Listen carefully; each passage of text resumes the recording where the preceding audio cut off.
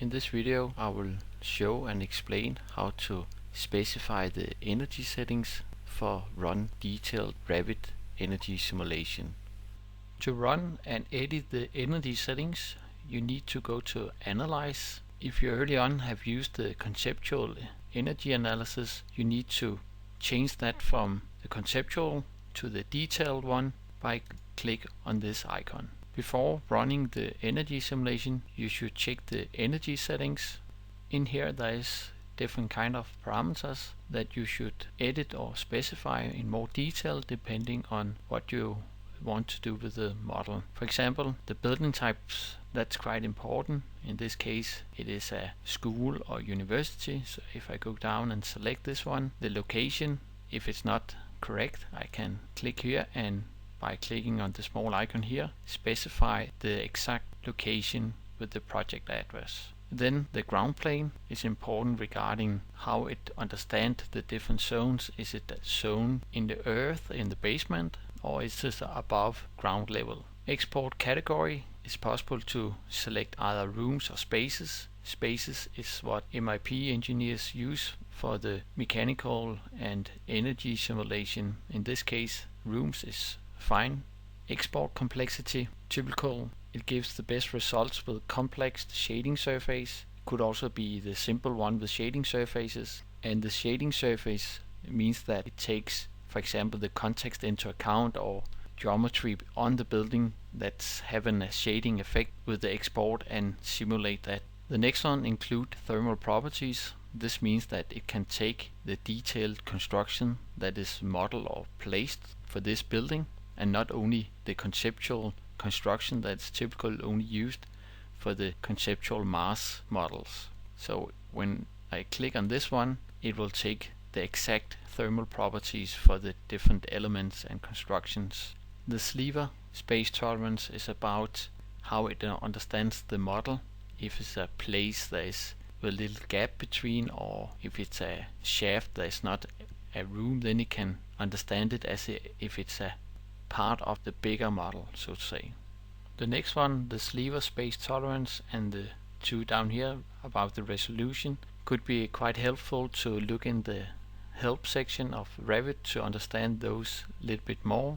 First, the sliver space tolerance is about it can understand or translate this kind of situation into as it is a space that is taken into these two rooms on each sides.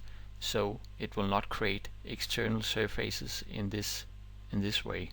The two others about resolution, there is written some very important stuff here in the help section, because there is some limitation that you should be aware of. Some of the limitation is that if there is missing elements, then it cannot calculate that room, or if you have elements like sandwich elements, for example wall with different walls to create the overall wall, then one of the walls should be a non-boundary wall, because or else it will create not accurate results or make the building too small, so to say. In-place families, they are not supported in the energy simulation export. The same is for columns. It will not recognize columns. It is possible to have small spaces and surfaces, and this is actually what this resolution part is about. The last one that is mentioned here is openings in curved walls. That is not supported, but there is workarounds for this. So about the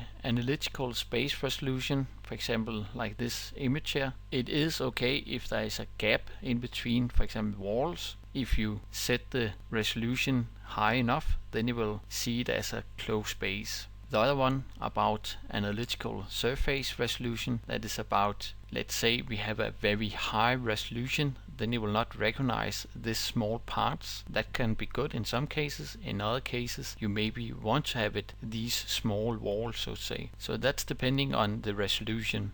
Last on this page, you should be aware of these other known issues. It is not possible to have or use objects that is placed in design options. Therefore these have to be moved to the main model. Second, even though it creates the energy analysis model not based on the rooms, then it's actually a good way of looking at the model, because it's not possible to actually see this model that is created.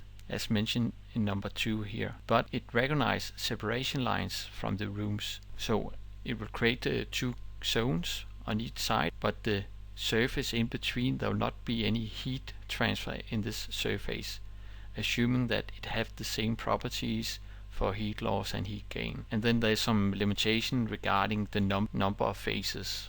It is typical fine, but in some cases the sliver and the analytical resolution need to be modified. Of course, if you have a low number in the sliver and the resolution, be more fine the way it translates the geometry into this energy model. But on the other hand, in most cases it doesn't give that much difference in the final results. Also because these analysis is mainly for comparing and not for documentation. And for the last part, regarding building services, you should specify a building operation schedule, because that have actually a quite huge influence on the overall energy profile.